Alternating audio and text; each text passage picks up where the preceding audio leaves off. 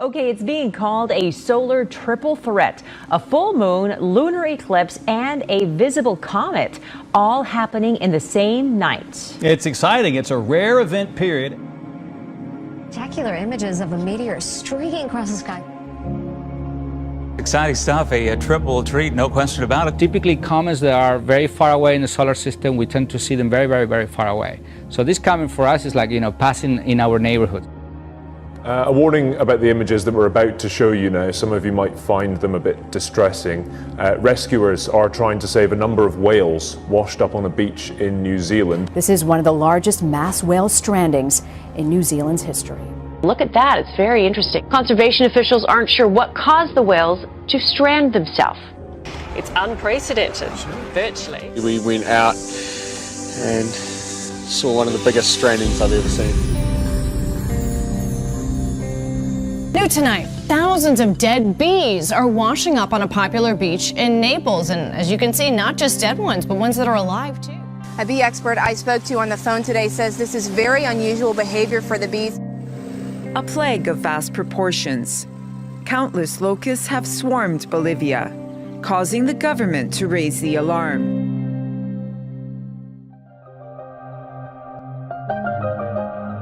But first, we start with this historic win. For the first time, artificial intelligence developed by Carnegie Mellon University has defeated the world's best professional poker players. In the United States, apparently, TVs have been spying on their owners. That sounds rather sinister. You're not just watching your TV could also be watching you. Federal regulators accuse Vizio of tracking TV viewing habits second by second on 11 million TVs. It wasn't just your viewing habits. They were combining all of this with all sorts of other information about you, household income, sex, marital status. A really invasive picture was being put together. You just have to be mindful that these things have the technology to transmit data, and they could be doing it. All right, it is interesting. But lastly, as Daniel explained, it would be also a time of unprecedented or unparalleled and exponential change. Even the creators of this technology say that because it permanently changes our genes, it may carry terrible risks. Meanwhile, another conservative group rejected from a college campus, this time at Santa Clara University in Northern California. The reason? Well, take a listen. Right now, there are a lot of people in this audience, a lot of people that are contacting me on my phone right now that just don't feel safe with this club being here. The amount of students that would feel unsafe. They are a direct threat to me. It's not infringing on your free speech to say we don't want this organization on campus. They don't want that organization on campus. When we stand for free markets in the Constitution, I'm still trying to figure out how that makes college students feel unsafe. But they found some backwards, reverse engineering way to see that we standing for freedom somehow makes them feel unsafe. And because of that, they've barred our organization from existing and our students' right to assemble.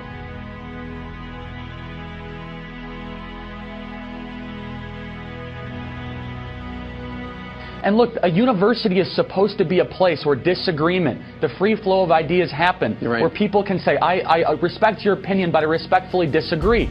Universities are no longer those places. They are really islands of totalitarianism, where if you disagree with the faculty, the professors, the administration, or the left-wing students on campus, you can't respectfully disagree. You will be silenced, you will be suppressed, and you will be called a racist. Tonight, the city of Buffalo is taking action now in the case of a mother who was arrested for trying to homeschool her own children. This is utterly unacceptable.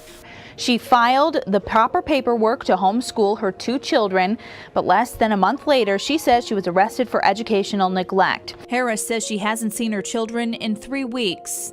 But it wasn't just the students. There were members of the staff from that university who came out and talked against you. The left hates the idea that there are other ideas, and they're trying to really silence anybody on campus that might disagree with their leftist worldview. This is a very dangerous precedent to be set. And knowledge will increase, and the increase there implies exponential knowledge increase. In other words, that knowledge throughout human history has stayed pretty level until the time in which we live. It's estimated that the amount of information, just published information, has increased in the last 50 years by 200 trillion times.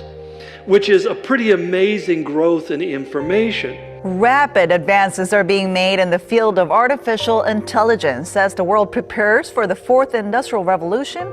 And we are now in what we call the fourth stage of the Industrial Revolution, or Industrial Revolution 4.0 is the way we refer to it, since everything seems to be taking on computer technology.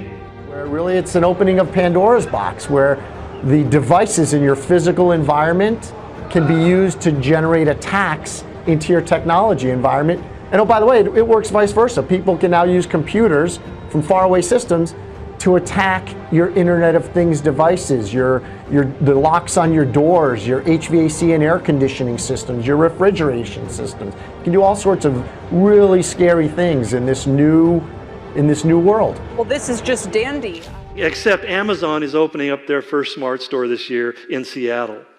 The first of what's going to be 20 grocery stores. Online shopping giant Amazon has rolled out its first ever bricks and mortar store. I love this. Do you love this? Well, really? it's going to be a big game changer. It's taking the grocery game to a new level. No checkouts, no queues, no money.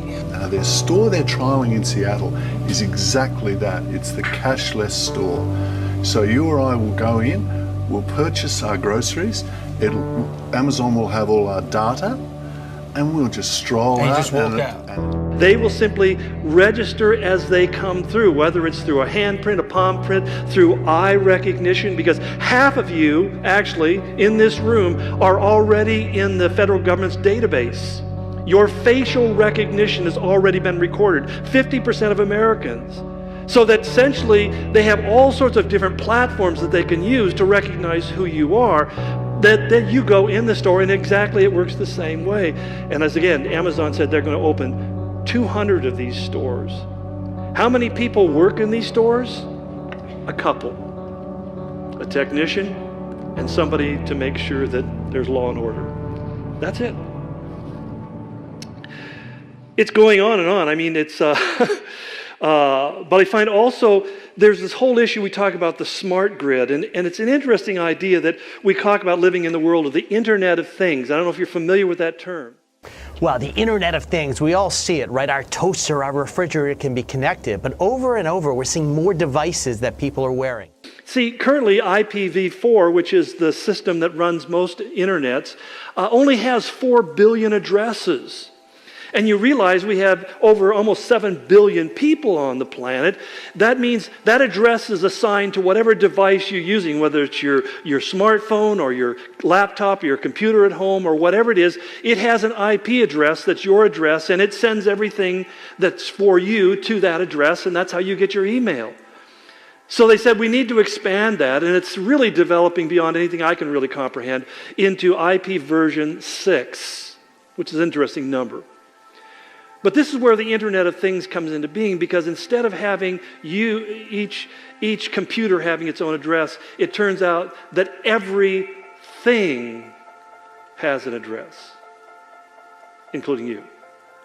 In other words, when you go and sit down at a computer in a hotel in some place, all you have to do is simply put your hand on the scanner or your thumb on the scanner, and immediately it downloads all of your information. That computer now becomes your computer. You don't have to log in. You don't have to log out.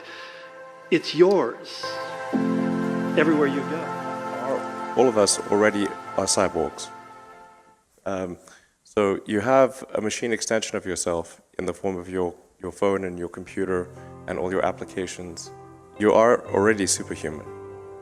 But by far, you have more power, more capability than the President of the United States had 30 years ago. If you have an internet link, you have an oracle of wisdom. You can communicate to millions of people. You can communicate to the rest of Earth instantly. But you realize that smartphones are really smart. They're smarter than you are. So that even our accessing of information has changed. I mean, these are magical powers that didn't exist not that long ago. So everyone is already superhuman and a cyborg. Even like people like Google are using it to sort your information. It's a little bit creepy, isn't it? I mean, I was looking for a hotel in Amsterdam, and I just clicked on and said, send me price updates on this one particular good deal. And every so often it just pops up. But that's even worse. I was looking for a piece of computer, basically a USB charger, and now I get, wherever I look, I get pop-ups on the side of my page showing me somebody's USB charger that I didn't even ask to look at, but it's interesting. So that it knows me, it's learning me, it has remembered everything that I do, and it's searching out and continually communicating with me. And that's happening to all of us. It's pretty frightening if you get a chance sometime to get a look at what they know about you. We're already moving towards a cashless society. In the future, you may be getting rid of more than just your wallet. One day, you may not even need your phone. New cashless technologies on the horizon will let you make payments with just your fingerprint. International Business Times has said basically, our children born today will be the first cashless generation. The Guardian says in Sweden today, only 2% of transactions are made by cash, and they expect that to go to 0.5% by the end of this year. Because money is no longer money, now it's digits. Which is what makes John's prophecy, I think, so very profound in its details, because he describes an economic system that is only possible today. They've begun to develop what they call tech tattoos. In the not-so-distant future, you could be wearing all of your personal information, everything from your credit card numbers to your vital signs. It's called the tech tattoo. It also can be used in banking, saying that keeping financial information attached to your skin would be less vulnerable than inside a loose wallet. It's a platform that basically turns you into a human circuit board, he said. This isn't science fiction. I mean, this is already technology that's in place. He said the supranational sovereignty. In other words, this is a sovereignty, a governorship, a rulership of the world that's above nations. Sovereignty that's ruled by an intellectual elite and world bankers. Okay, that's the picture. Well, I think that over the last many years, people have talked about how technology is going to replace people. It's actually happening now. And I don't think that many companies, and I don't think the public is really set up for this. That artificial intelligence and robotics will lead to the elimination. The estimate is it's going to lead to the elimination in the next 20 years, or let's say by 2030, which is less than 20 years. Get this, it's going to lead to the elimination of 2 billion jobs. Half the world's total jobs. Toy robots, educational robots, industrial robots and domestic robots. The range here is extraordinary. A grill bot can now clean your barbecue. A lawn bot can cut the grass. There's even a famous robot. And of course, it's the advances in humanoid robots which really grab the attention. The Guardian, a London paper said, in short, there's a strong continuous correlation between the rich getting richer and the poor making that the 90% going deeper into debt. In fact, PBS NewsHour had an interesting article. He said that there are 80 people in the world, 80 people.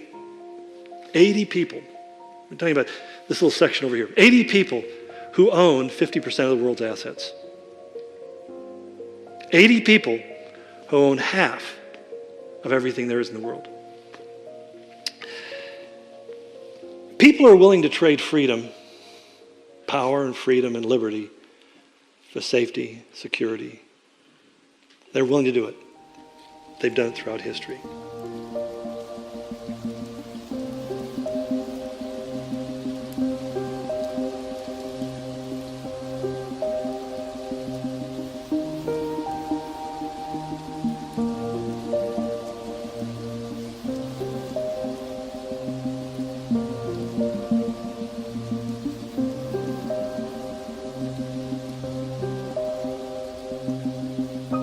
Money's not evil, it's what people do with it. It's a love of money that becomes the evil. The technology is not evil, it's what people do with the technology that becomes evil. And what I'm saying is the Antichrist is going to usurp this technology to create this system whereby he can control the universe. And so for those of you who just are doing online banking, don't panic, you're not worshiping the Antichrist. But understand it's a sign of what's coming, and there will become a day where people will be given that choice. I go back to what Peter said. If these things are so, what manner of people ought we to live? Or how should we live? How are we living, Lord? Are we living like people who think that things are just going to continue on forever and nothing's going to change? Or are we realizing that we're living in the ends of history as we know it?